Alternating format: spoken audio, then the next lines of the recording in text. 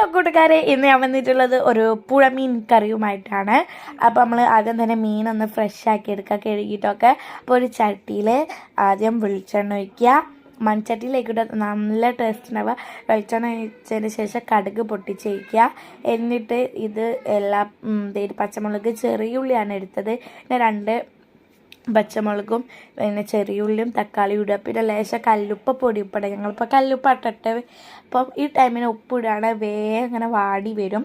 അതിന് ഉപ്പും കല്ലുപ്പൊക്കെ ഇട്ടതിന് ശേഷം അത് നന്നായി ഇളക്കി കഴിഞ്ഞിട്ട് കുറച്ച് നേരം മൂടി വെക്കുക. അത് കഴിഞ്ഞതിന് ശേഷം എല്ലാത്തിന് ശേഷം കേട്ടോ പുളിയും പിന്നെ മഞ്ഞൾപ്പൊടിയും മുളക് പൊടിയും ഇട്ട് കൊടുക്കുക. അതിൻ്റെ അപ്പുറത്ത് തന്നെ കണ്ടോ തിളച്ച വെള്ളം വെക്കുന്ന അത് എന്നിട്ട് ഇതൊന്ന് നന്നായി വാടി വരുമ്പോൾ അതിലേക്ക് ഈ വെള്ളം ഒഴിച്ചു കൊടുക്കാം. എന്നിട്ട് ഗായ്സ് ഇത് നന്നായിട്ട് ഇളക്കി ഒന്ന് തിളച്ച് വരും. കുറച്ച് നേരം മൂടിയൊക്കെ 2 മിനിറ്റ് തിളച്ച് വരുമ്പോൾ നമുക്ക് എന്താക്കുക, നമ്മുടെ ഈ